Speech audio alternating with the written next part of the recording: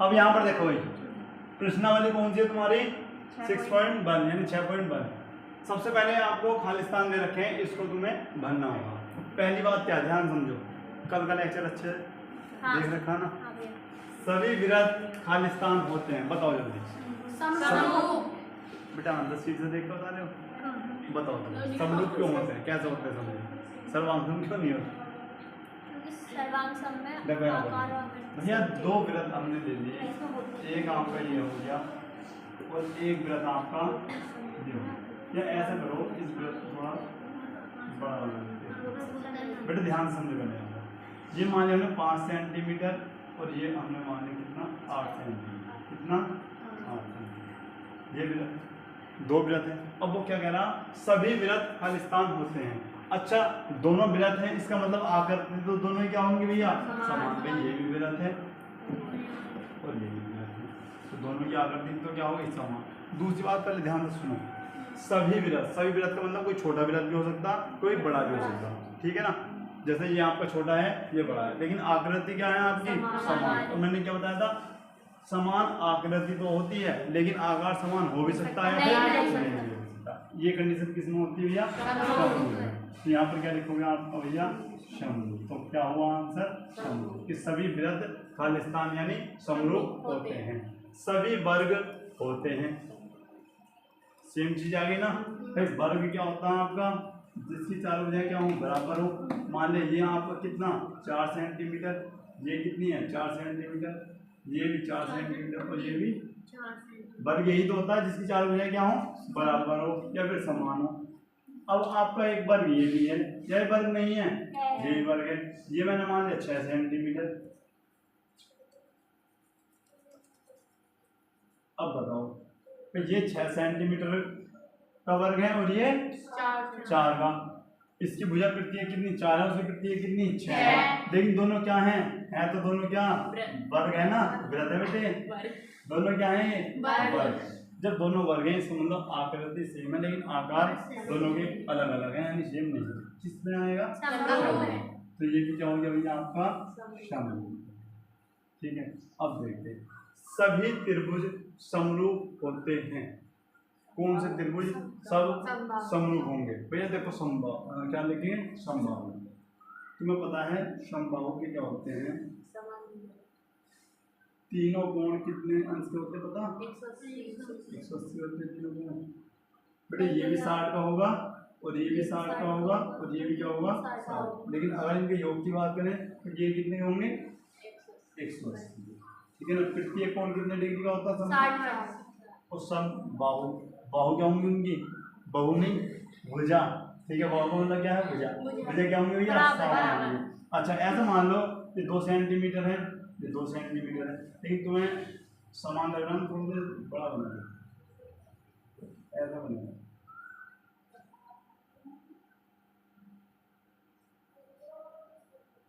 अच्छा ये मान लिया हमने 3 सेंटीमीटर, आ रही बात नहीं। तो देखो आकार अलग अलग है लेकिन क्या है भैया, आकृति सेम है।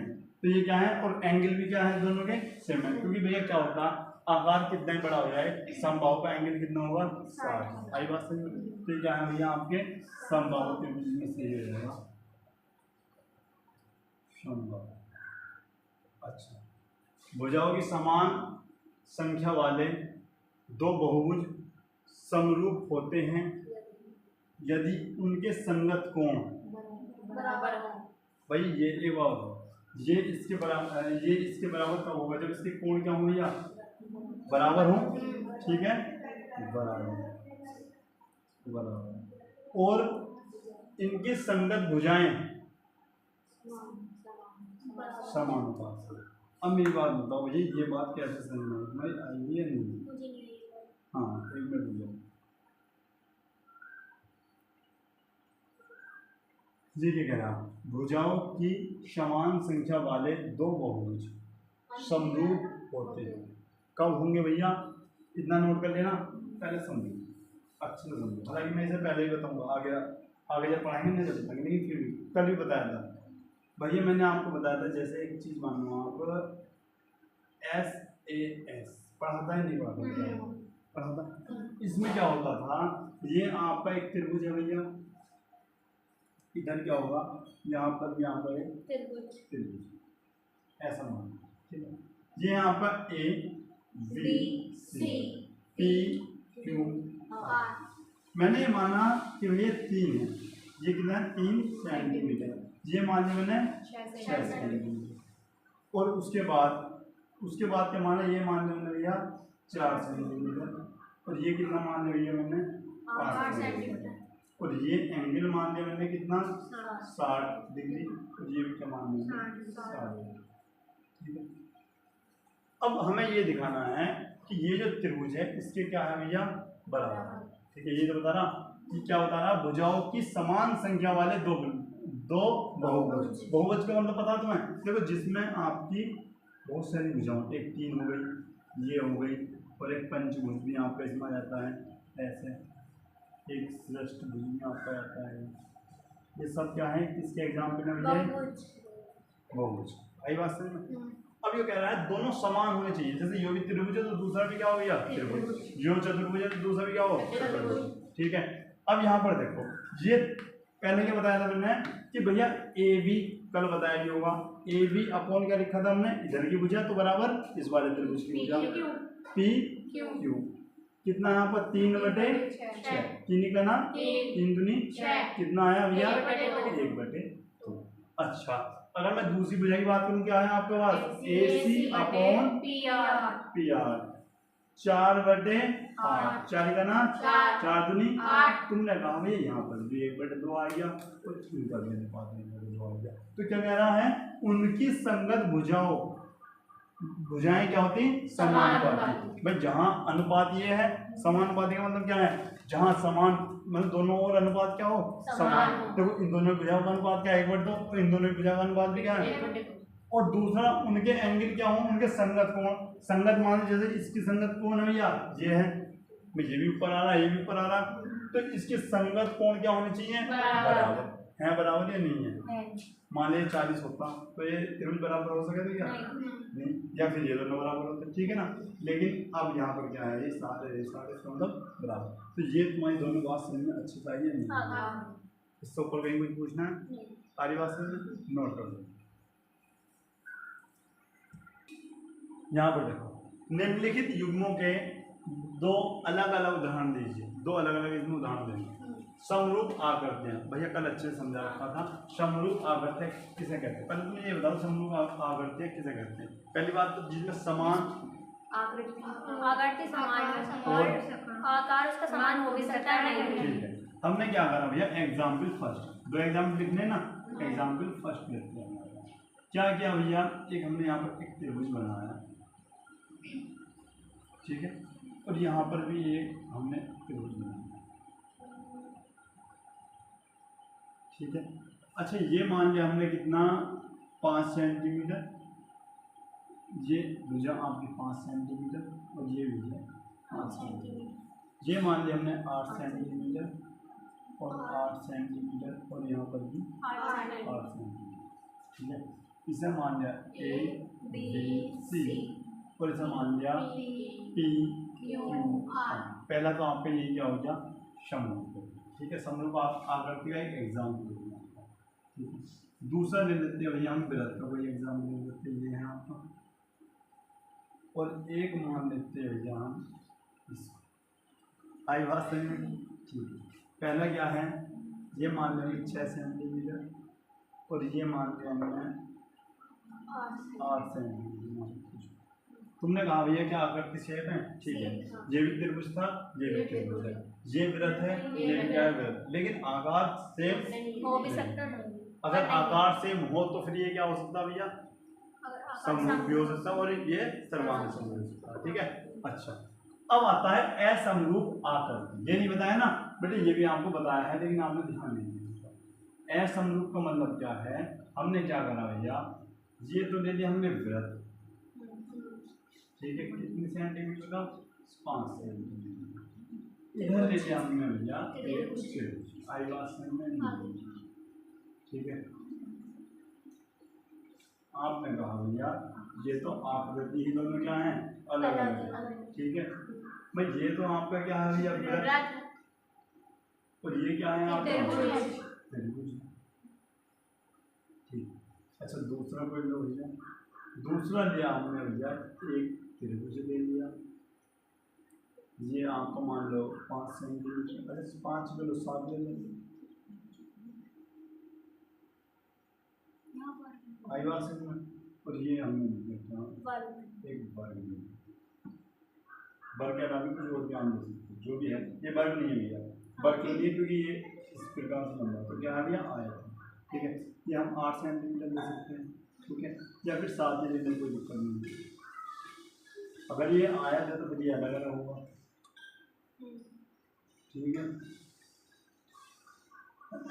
आई बात समझ में इतनी नहीं है, से ए बी सी दो P Q R S, clear है टॉपिक, समझ में आ गया सब, नोट करो। यहाँ पर देखो, बताइए कि निम्नलिखित चतुर्भुज समरूप हैं या नहीं है, मतलब ये दोनों क्या हैं चतुर्भुज, ठीक है ना। अब ये बताने के समरूप है या नहीं है। सबसे पहले क्या करते हैं हम, समरूप निकालने की 2 कंडीशन, पहले क्या करेंगे, इस भुजा का अनुपात इस भुजा से देखते हैं। पहले क्या लिखेंगे भैया आपका एस पी अपॉन क्या लेंगे भैया डी ए, क्या देखा भैया हमने 1.5 बटे 3, दशमलव हटाया 0, 15 दूनी 30, 1 बटे क्या आ गया आपका 2। उसके बाद एस आर देखना, S R upon D C क्या हो गया आपका सेम है ना, काटा भैया ये भी कितना आ गया। उसके बाद देखा हमने R Q upon C B, फिर से आपको क्या हुआ भैया ये आपका कितना है 1 बटे 2 ही आया। उसके बाद आपका P Q upon A B,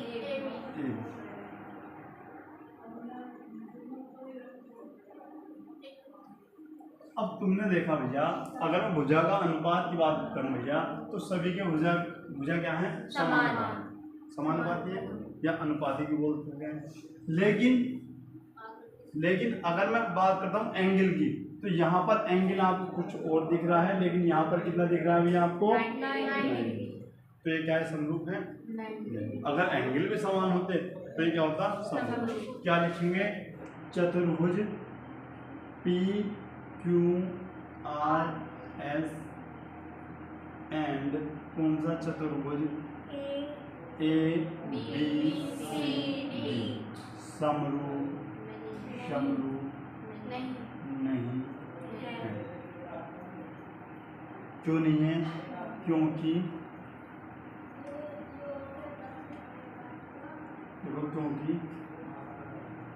क्योंकि यहाँ पर यहाँ जो भुजाएं हैं, यहाँ भुजाएं तो अनुपातिक हैं, अनुपातिक या फिर समानुपातिक, ठीक है अनुपातिक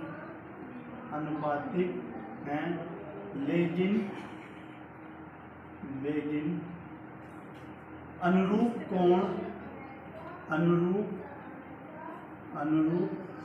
कोण बराबर नहीं। आई बात से नहीं इतनी बात क्लियर है। क्यों नहीं है समरूप? क्योंकि भैया इनकी भुजाओं का जो अनुपात आ रहा है वो तो क्या है सब में समान, देखो 1/2 सब में आ रहा है। लेकिन अगर यहाँ पर देखते कोणों का अनुपात ये बराबर नहीं है, अनुरूप, ठीक है बराबर नहीं। नोट करो यहाँ पर देखो भैया ये हमारी किताब में कुछ ट्रू एंड फॉल्स है, यानी सत्य और असत्य, ठीक है। कोई भी 2 समरूप आकृति सर्वांगसम होती हैं नहीं। बड़े पहले ध्यान से सुन लो क्योंकि इससे ही तुम्हारे क्वेश्चन कुछ इंपोर्टेंट बन जाएंगे। यहाँ पर कोई भी 2 समरूप आकृति सर्वांगसम होती हैं, बताओ। अब तुम यहाँ पर कंफ्यूज हो, करना कैसा है यहाँ पर देखो, कोई 2 समरूप आकृति बनाओ। 1 मिनट में डाल देता हूँ। अब यहाँ पर देखो पहला क्या है, कोई भी 2 समरूप आकृतियां सर्वांगसम होती हैं भैया सबसे पहले दो समरूप आकृति यहाँ पर हमने बनाई। आई बात समझ में? हमने दो समरूप आकृति यहाँ पर बना दी। स्टार्टिंग में ये पढ़ने ना। अच्छा ये कितनी मान ली भैया? 3 सेंटीमीटर। ये भी कितनी मान ली? 3 सेंटीमीटर। और ये भी कितनी है? 3 सेंटीमीटर। अच्छा ये कितनी मान ली? 5 सेंटीमीटर। ये 5 सेंटीमीटर। ये आपका A B C P Q R। अब ध्यान से यहाँ पर तुम्हें समझना है। उसने क्या कहा है?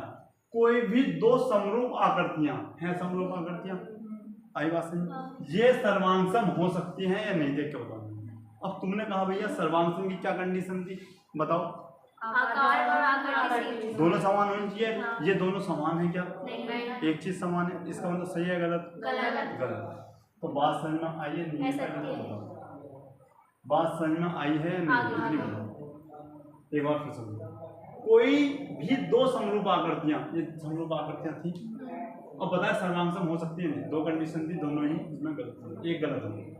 कोई भी दो सर्वांगसम आकृतियां समरूप हो सकती हैं। आओ फिर चेक करते हैं। सबसे पहले क्या बताया हमने सर्वांगसम के लिए? मैंने यहाँ पर वृत्त बनाया और यहाँ पर भी वृत्त बनाया। ये भैया आपका लिखा 3 सेंटीमीटर और ये कितना लिखा हमने? 3 सेंटीमीटर। बेटा सर्वांगसम की बात चल रही है।